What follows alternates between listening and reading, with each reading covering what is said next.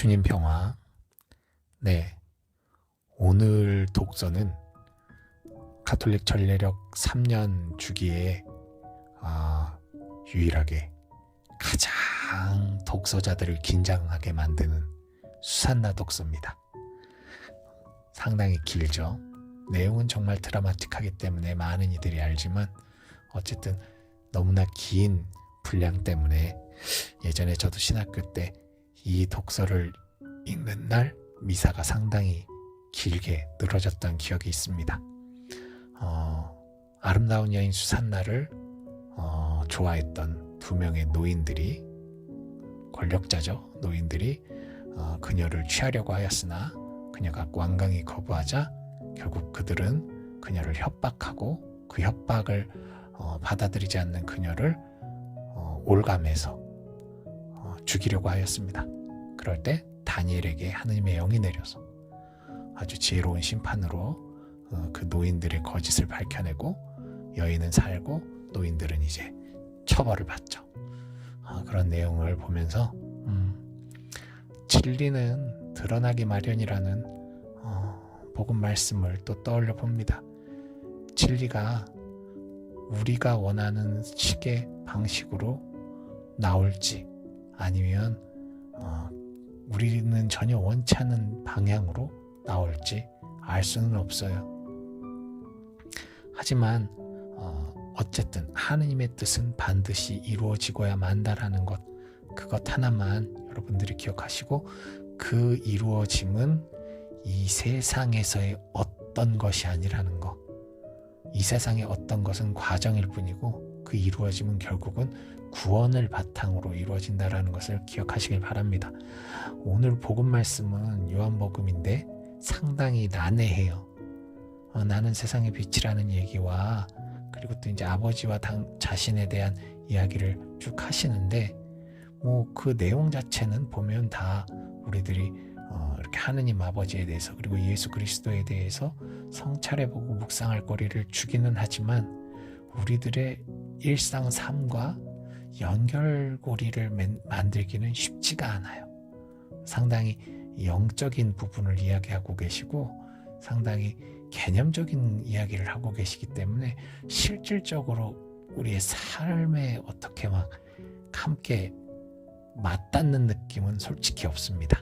이성적으로는 되게 좋은 느낌, 신비한 감정 느낄 수 있지만, 그렇지만 저는 오늘 복음 문단 중에 한 문단에 주목하고자 합니다. 바로 너희는 사람의 기준으로 심판하지만 나는 아무도 심판하지 않는다. 그리고 내가 심판을 하여도 내 심판은 유효하다.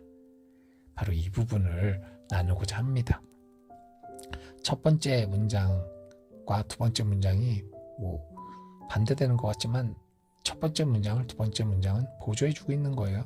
예수님은 심판하시는 분이 아니라는 거죠. 우리가 생각하는 우리의 심판, 우리가 알고 있는 그런 형식의 심판을 하지 않는 분이라는 거. 근데 만약에 설사 당신이 심판을 한다 하시더라도 그 심판은 유효하다. 왜냐하면 이분은 정말 심판의 주체이신 당사자이신 하느님이시기 때문이죠. 그렇지만 예수님은 어쨌든 우리가 아는 그러한 심판을 하지 않는다는 거예요. 즉 사람의 기준으로 심판하지 않는다. 우리들의 기준은 뭡니까? 내가 옳고 네가 그르다. 이 논리를 바탕으로 하죠. 즉 내가 믿는 신앙생활, 내가 믿고 있는 하느님, 내가 알고 있는 것, 내가 배운 것, 그것이 절대적으로 옳다라는 바탕 아래에서 상대방은 틀렸다라는 전제하에 그와 논쟁을 벌이려고 하죠.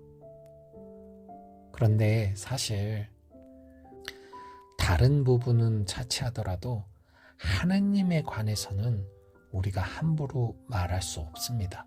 우리가 아는 것이라곤 오직 하느님은 사랑이시다 라는 것 외에 내가 아는 하느님, 내가 믿는 하느님을 상대방에게 강요할 수 있는 권리가 우리에겐 주어지지 않았어요. 왜냐하면 우리가 알고 있는 하느님은 매우 제한적이기 때문이죠. 우리는 하느님을 완전히 알지 못해요.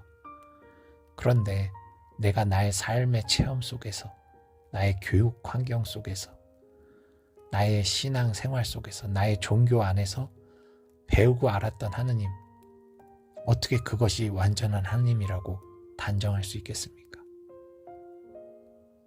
그렇기 때문에 우리들은 종교인으로서 신앙생활에 관해서, 하느님에 관해서 나의 믿음과 좀 결이 다른 사람과 대화를 할 때 절대 절대 오름으로 나를 두고 상대방을 보지 않도록 조심해야 됩니다.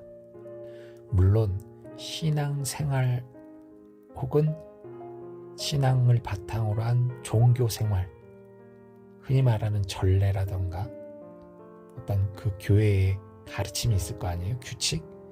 그 규칙을 내가 신봉하고 그 규칙에 맞게 살아갈 때 그 규칙과 다른 규칙을 살아가는 이들에게 이것이 더 좋다, 이것이 하느님을 신앙하는데 더 효과적이다 라고 논쟁할 수는 있어요. 예. 너네가 하는 것보다는 이게 더 하느님을 더 많이 이해하고 사랑할 수 있고, 또 하느님의 그 사랑을 증거할 수 있다 라고 이야기할 수는 있죠. 너는 절대적으로 틀리다, 너는 잘못됐다, 너는 이단이다. 결국 그 사고가 어떤 일을 만들었습니까? 하느님의 소중한 자녀들을 죽음으로 몰았어요. 박해로 몰았어요. 하느님을 고백하고 신앙하면서 죽는 순교가 아니라 하느님을 같이 믿으면서 서로 나의 믿음이 옳다라고 싸우다가 전쟁이 일어나고 박해가 일어나고 마녀 사냥이 일어났습니다. 도대체 이단은 뭡니까? 누가 만들어낸 이단입니까? 결국은 인간들이 신앙하는 방법 안에서 만들어낸 이단 아닙니까? 하느님께서는 서로 사랑하라고 하셨어요. 서로 이해하고 용서하라고 하셨어요. 자비를 베풀라고 하셨어요.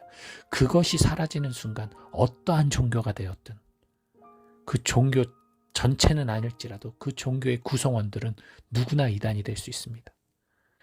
가톨릭 신자라고 해서 이단이 아닌 건 아니에요. 무슨 말이냐면, 어떤 집안이 있습니다. 한 가문이 있어요. 그 가문에는 훌륭한 선생도 있고 학자도 있는데, 반대로 사채꾼도 있고 도둑놈도 있고 살인범도 있다고 칩시다. 그러면 그 집안은 좋은 집안입니까? 나쁜 집안입니까? 그건 우리가 평가할 수가 없겠죠. 그냥 그 집안인 거예요. 마찬가지입니다. 가톨릭이든 개신교든 뭐 어떤 종교든 간에 그 안에는 좋은 구성원도 있고 좋지 않은 구성원도 있는 거예요. 그런데 우리는 어떻습니까? 그 종교 집단의 원칙에서 어긋나는 사람들이 모여있는 그 집단 안에도 정말 하느님 뜻에 맞게 살아가는 사람도 있고 그렇지 못한 사람도 있을 텐데, 나와 다른 그들을 이단이라고 말하고 다니는 이들이 얼마나 많습니까? 지옥에 간다고 말을 하죠.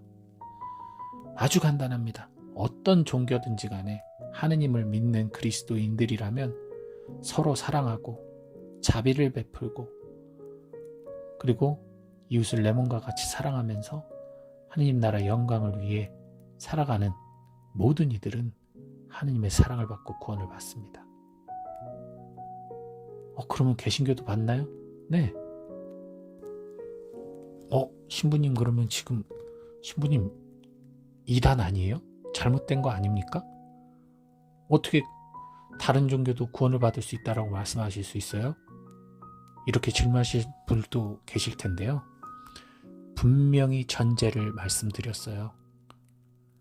서로 사랑하고 자비를 베풀고 이웃을 내 몸과 같이 사랑하면서 하느님 나라 영광을 위해 살아가는 이들은요, 결코 다른 이들을 배척하지 않아요.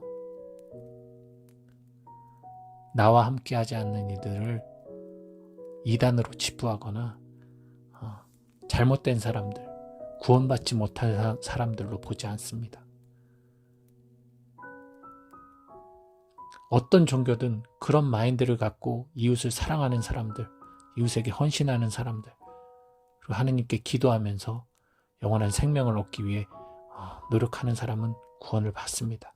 그러나 반대로 어떠한 종교든 이웃을 사랑하지 않고 자신의 신앙관으로 무장을 해서 율법화시켜서 이웃을 심판하고 이웃을 옥죄고 또 하느님 나라 영광이 아닌 그저 말마디로 규율과 규칙을 만들어서 하느님 예수님께서 목숨을 걸고 우리에게 주신 죄의 해방과 자유를 없애버리고 오히려 죄책감과 죄의식의 굴레로 만들어버리는, 그래서 그들이 노력하지 않으면, 엄청나게 열심하게 기도하고 하지 않으면 마치 지옥을 가야 될 수밖에 없는 운명인 것처럼 그렇게 만들어버린다면 그 사람은 당연히 하느님에게 멀어진 거죠. 그건 하느님을 믿는 사람이 아닌 거죠. 그런 사람들이 이단 아니겠습니까? 본질을 잃어버린 사람들은 다 이단입니다. 제 얘기의 핵심은 거기에 있습니다.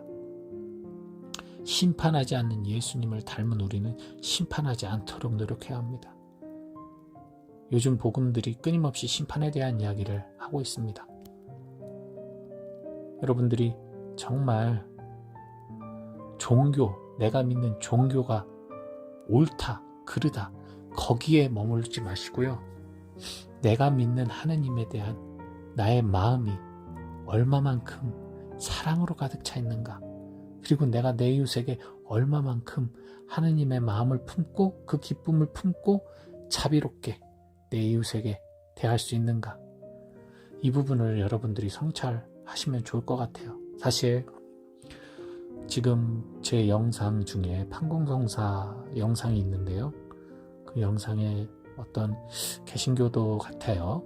이단을 매우 싫어하는 어떤 개신교도가 저하고 지금 문자로 계속 논쟁 중에 있습니다. 그분은 가톨릭을 아예 이단으로 규정해 놓고 있기 때문에 사실은 대화가 통하지 않아요. 아무리 제가 뭐라고 한들 어차피 그분은 제 이야기를 믿지도 듣지도 않을 걸 알고 있습니다. 사실. 그럼에도 불구하고 저는 포기하지 않습니다. 계속 질문하는 것에 답을 할 것이고, 그 답을 그가 거부한다 하더라도 저는 제 할 일을 할 거예요. 그분에게 있어서는 우리는 이단이고 그분에게 있어서는 사랑은 반쪽짜리지만 저는 그런 반쪽짜리 사랑을 하고 싶지 않으니까요. 어떤 종교가 됐던 하느님의 사랑을 안다면, 그분의 자비를 안다면, 그분의 십자가의 구원을 안다면 어떻게 내 이웃을 함부로 심판할 수 있겠습니까? 저 또한 지난 과거 너무 많은 순간 내 이웃을 심판했고, 내 이웃을 단죄했고, 내 이웃이 아니죠. 내가 싫어했던 이들을, 원수 같은 이들을 지옥에 떨어졌으면 하며 주님께 회개하지 말도록 기도한 적도 있습니다. 정말 잔인했죠. 그랬던 저이지만 이제는 마음을 돌리려고 합니다. 심판하지 않는 예수님, 그분의 마음을 닮아서 사랑을 품고 살아가려고 합니다. 부디 그리스도교인으로서 이단이 되지 않도록 여러분 정말 서로 사랑하고 자비를 베푸는, 그리고 선을 행하며 하느님의 영광을 드러내는 삶을 살아가도록 힘씁시다. 주님 평